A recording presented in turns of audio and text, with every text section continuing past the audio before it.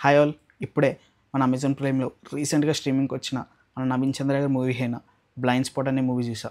ఈ 2 డేస్‌లో మన నవీన్ చంద్రవి ఇది థర్డ్ సినిమా మాట నేను చూడడం. ఫస్ట్ ఆఫ్ ఆల్ 'అందాల రాకేష్ కిల్లా' నాకు చాలా ఫేవరెట్ మాట. దాని తర్వాత 11 చూసా. ఇప్పుడేమో మళ్ళీ 'బ్లైండ్ స్పాట్'. ఇంతకీ మూవీ ఎలా ఉందంటే, మూవీ అయితే చాలా బాగుంది. అసలు నాకు ఇలాగా లో బడ్జెట్‌లో మంచి స్క్రీన్ ప్లే ఓరియెంటెడ్‌గా ఒకే లొకేషన్‌లో తీసేసి మూవీస్ అంటే నాకు చాలా ఇష్టం మాట.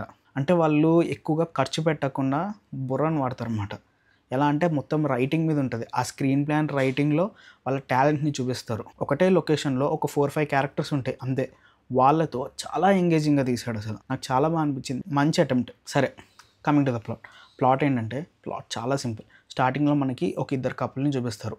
వాళ్ళిద్దరూ ఎక్కువ గొడవ పడుతూ ఉంటారనమాట. అంటే హస్బెండ్‌కి కొంచెం ఎఫైర్స్ అనేవి ఉంటే, దానివల్ల వైఫ్‌కి అది నచ్చక ఇలా గొడవ పడుతూ ఉంటారు.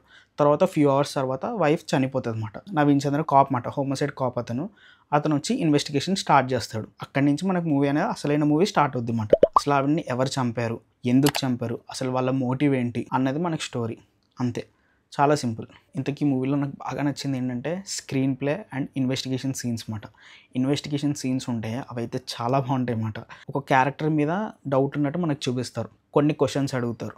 ఆ క్వెషన్స్‌కి వాళ్ళు ఇచ్చే ఆన్సర్స్ కూడా వాళ్ళ మీద ఇంకా డౌట్ వచ్చేలా ఉంటాయన్నమాట. కాసేపటికి వీళ్ళే కిల్లర్ అనుకుంటాం. మనకి స్క్రీన్ మీద ఎవరెవరైతే కనిపిస్తున్నారో అందరి మీద డౌట్ వచ్చేస్తదన్నమాట.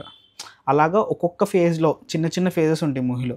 ఒక్కొక్క ఫేజ్‌కి ఒక్కొక్కడు చంపేసాడేమో అనిపిస్తదన్నమాట. అది బా అనిపించింది. భలే రాసుకున్నారు. 90 మినిట్స్‌లో ఎక్కడ మనకు ఒక్క సీన్ కూడా వేస్ట్ అవ్వకుండా చాలా ఎంగేజింగ్‌గా చాలా బాగా రాసుకున్నారు. అంతే బాగా ప్రెజెంట్ చేశారు కూడా. ఇంక ఓవరాల్‌గా మూవీ చూడాలా వద్దా అంటే, చూడండి, చాలా మంచి మూవీ. అసలు ఖర్చు లేకుండా చాలా ఎంగేజింగ్‌గా 90 మినిట్స్‌లో భలే గ్రిప్పింగ్‌గా తీశాడు. సరే మరి, నెక్స్ట్ వీడియోలో మళ్ళీ కలుద్దాం. అంతవరకు బాయ్.